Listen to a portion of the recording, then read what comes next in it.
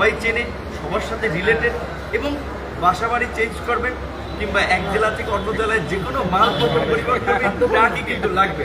এমনকি এই আন্দোলনও দেখেছেন, এই ট্রাকে করে কিন্তু মানুষ আসে যায়। তো আমাদের কাছে তো এটা একটা উপযুক্ত বাহন, যে বাহন সবার প্রয়োজন আছে। সেই ক্ষেত্রে মনে হচ্ছে যে আপনার এটা একটা ভালোই, এবং আমরা সন্তুষ্ট, বিশেষ করে বর্তমান প্রেক্ষাপটে।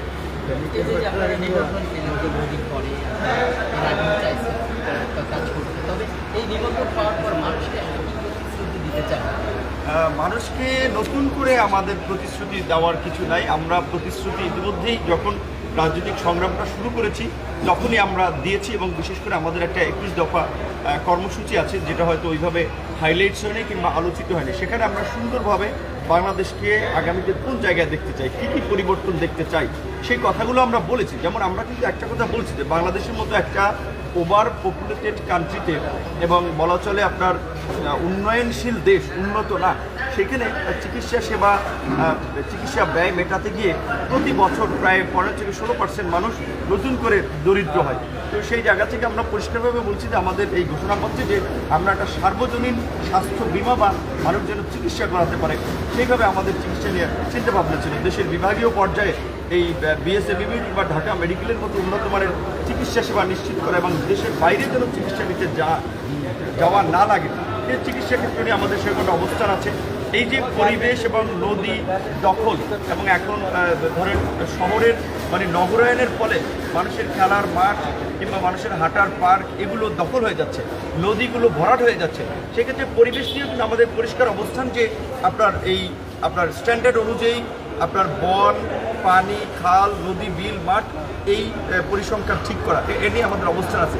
শিক্ষাক্ষেত্রে আমরা কিন্তু বলছি যে বাংলাদেশে যে গিনিপিগের মতো এক এক সময় এক একটা পাঠ্যক্রম, শিক্ষা কারিকুলাম আপনার টেস্ট করা হয়, যার ফলে আমাদের শিক্ষা ব্যবস্থাটা আমি মনে করি একটা শক্তিশালী জায়গায় যেতে পারেনি। এখনকার যুগের সাথে তাল মিলিয়ে আমাদের একটা যুগোপযোগী শিক্ষা নীতি, কারিকুলাম, একটা পাঠ্যক্রম দরকার। এই বিষয় নিয়ে আমাদের কিন্তু বক্তব্য আছে। আমাদের এখানে বিভিন্ন জাতিসত্তার মানুষ বাস করে, প্রত্যেকের স্বাধীনতা অধিকারের প্রশ্নেও আমরা কিন্তু সুস্পষ্ট অবস্থান আছে। তো সেই দিক থেকে আমরা এটুকু বলবো যে গণ অধিকার পরিষদ ঘোষণার দিক যে স্লোগান, যে জনতার অধিকার আমাদের অঙ্গীকার, আমার এই জনগণের অধিকার প্রতিষ্ঠাই আমাদের রাজনৈতিক আপনার মূল লক্ষ্য উদ্দেশ্য।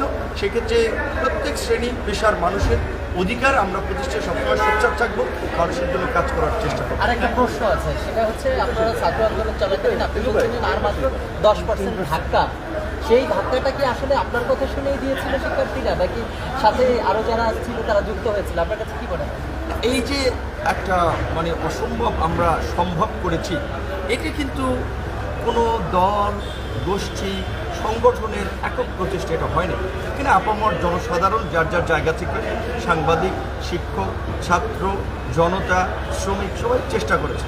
হয়তো আমার বক্তব্যটা তাদেরকে এনকারেজ করেছে, একটু উৎসাহ দিয়েছে, কিন্তু আমার এই বক্তব্যে একবারে সব হয়েছে আমি এটা মনে করি না। সবার প্রচেষ্টায়, সবার সংগ্রাম এবং সবার ত্যাগের মধ্যে দিয়ে এই পরিবর্তন হয়েছে, এবং সেই সমস্ত সংগ্রামী ত্যাগী বীর জনতাকে আমরা সম্মান করি, শ্রদ্ধা জানাই, এবং এই যে মানুষের একটা প্রত্যাশা যে একটা নতুন রাজনীতি, নতুন পরিবর্তন, সেই ক্ষেত্রে এই যে নতুন জেনারেশনের দল হিসেবে কিন্তু গণ অধিকার পরিষদের যাত্রা আনুষ্ঠানিকভাবে শুরু হয়েছে।